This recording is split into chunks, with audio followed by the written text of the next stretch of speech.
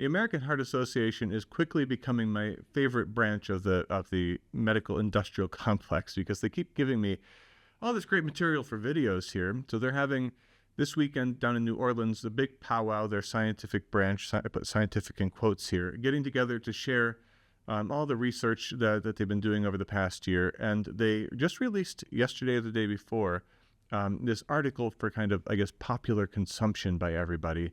It's an explanation and expansion of an abstract of one of the papers that's going to be presented there. And the title of this was Long-Term Use of Melatonin Supplements to Support Sleep May Have Negative Health Effects. And specifically, they were looking at the effects of melatonin use on the heart. And so already the headline here is kind of implying that melatonin is going to be seen in this research to have these negative effects on people. Now we'll get into it. So what they did is they looked at 130,000 people who suffer from insomnia and looked at, of those, the people who've been taking melatonin supplements to help them sleep for 12 months or more. And they found there was about a doubling in the rate of heart failure and hospitalization in those people that took the melatonin, okay? Now, they were very cautious to say, very briefly at one point in this lengthy article, that, well, this is just a correlation. We can't necessarily say that melatonin is causing these people to have heart failure. Despite the headline, long-term use of melatonin supplements to support sleep may have negative health effects. May, I guess, is their soft word that they're using in here. But I mean, it looks like they're drawing conclusions to me, which I find really strange for a couple of reasons. First of all, people who suffer from insomnia are already at significantly higher risk for heart failure and other cardiovascular events. So is what we're seeing here that melatonin is causing people to have heart failure, or is it that the people in this insomnia group that are likely to develop heart failure are the ones who end up reaching for melatonin, and they have it, totally backwards? We have a reverse causation is what this is called. That seems pretty likely, especially when you kind of double up this reality with the fact that there's a huge body of evidence that melatonin actually has serious positive effects for cardiovascular health.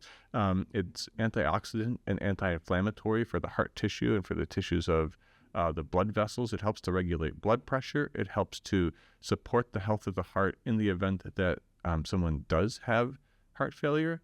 And it also helps with balancing autonomic tone. So what that is, basically, there's two main parts of your nervous system, your autonomic nervous system. There's your sympathetic and your parasympathetic. Your sympathetic nervous system is responsible. It's the gas pedal. It's what speeds everything up, makes everything go in our body. The parasympathetic is the brake. It's what tells us to chill out and relax.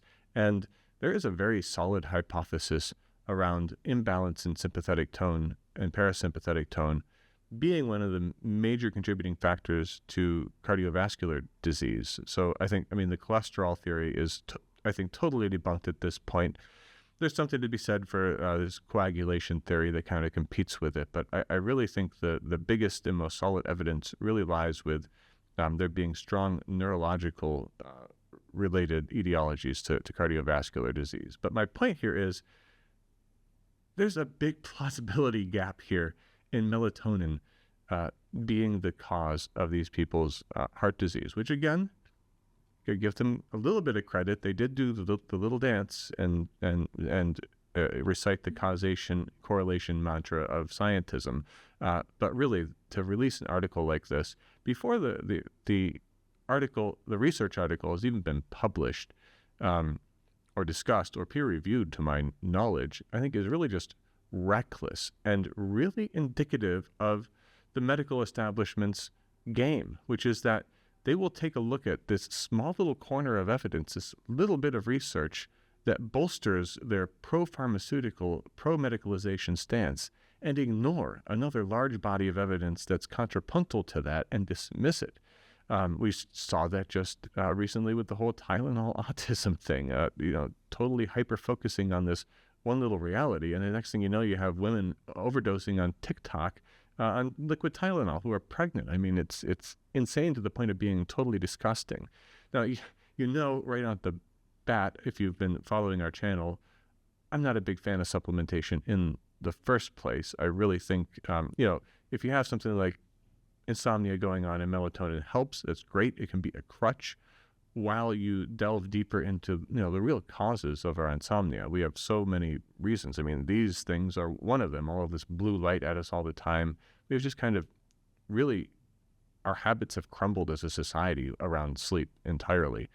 So, I'm not a big fan of that in the first place, but it really exposes their game, though. And I do think it's just disgusting that they manipulate public opinion in these ways. So just wanted to get that off of my chest. I took a 2-week break from making these videos, and I had a bunch of other ideas that I wanted to share with you, but then I saw this article, which I can only categorize as careless, and I just I have to talk about it. So I hope you found this informative. If melatonin is helping you right now, continue to take it. I don't think you're going to suffer heart failure suddenly, but do get to the underlying cause of this insomnia. There's lots of resources out there so that you don't become part of the statistics of studies like this. So hope you found this interesting, useful. Share this, spread the word around, subscribe to our channel, and as always, we got more of this great stuff coming soon.